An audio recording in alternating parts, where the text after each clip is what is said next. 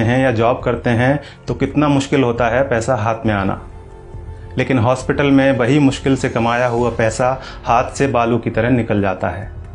फिर भी हम सभी अस्पताल में जितना पैसा मांगा जाता है खर्च करते हैं। अगर किसी के पास पैसा नहीं होता तो वो उधार लेता है, लेकिन इलाज तो करवाता ही है। अस्पताल में पहले दिन ही सबसे ज़्यादा टेस्ट होते हैं, कुछ सर्जिकल आइटम्स भी खरीदे जाते हैं, इसी दिन सबसे ज़्यादा दवाइयाँ लिखी जाती हैं। हॉस्पिटल में कुछ पैसा एडवांस के तौर पर भी जमा किया जाता है। हमने भी वही सब किया, हमें भी दवाइयाँ लाने के लिए कहा गया। आजकल हर हॉस्पिटल का अपना मेडिकल स्टोर होता है, सो यहाँ भी था। हमने दवा ली और हमारा जो पहला बिल बना वह था 8,369 रुपये का। हमने अपनी जेब से इतने रुपए निकाले और देना चाहा तो पता चला कि हमें तो सिर्फ 4,620 रुपये ही देना है।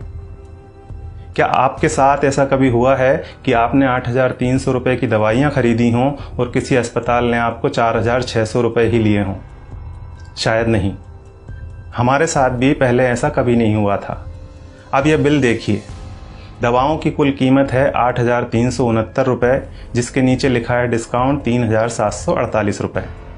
नेट अमाउंट है 4,600 रुपये, जिसका भुगतान हमें करने के लिए कहा गया। ऐसे हमारे पास और भी कई बिल हैं। हमने 5 दिन एडमिट रहने के दौरान वहाँ से कई बार दवाइयाँ खरीदी और हर बिल पर हमें छूट मिली।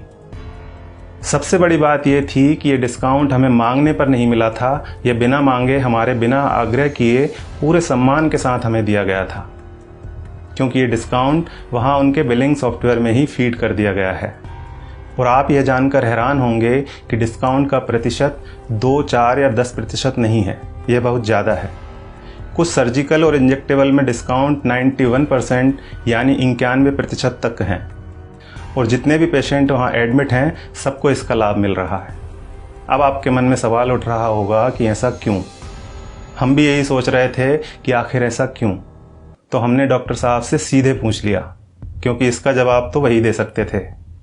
फिर उन्होंने हमें बताया कि क्यों उनके अस्पताल में इतना डिस्काउंट दिया जाता है। उन्होंने हमें समझाया कि एमआरपी का खेल क्या होता है। एक उदाहरण के तौर पर उन्होंने बताया कि एक इंजेक्शन 270 रुपये का आता है और उस पर एमआरपी आती है 1,000 रुपये। उन्होंने कहा कि मेरा मन नहीं माना कि मैं 270 रुपये का वह इंजेक्शन अपने पेशेंट को 1,000 रुपये में बेच दूँ। मैं डॉक्टर हूँ, मुझे अपनी फीस और मेरे हॉस्पिटल की दूसरी सेवाओं का चार्ज मरीज से लेना है। 270 रुपये का इंजेक्शन 1,000 में नहीं बेचना। ये बात तो हुई डॉक्टर संजय कुमार के नैतिक मूल्यों की। अब यहाँ सवाल ये है कि दूसरे ज़्यादातर अस्पतालों के मालिकों ने क्या अपना ज़मीर बेच दिया है? बेबी गैस्ट्रो केयर अस्पताल के डॉक्टर संजय कुमार की तरह ये क्यों नहीं कहते कि हमें भी अपनी सर्विसेज का पैसा ही मरीज से लेना है?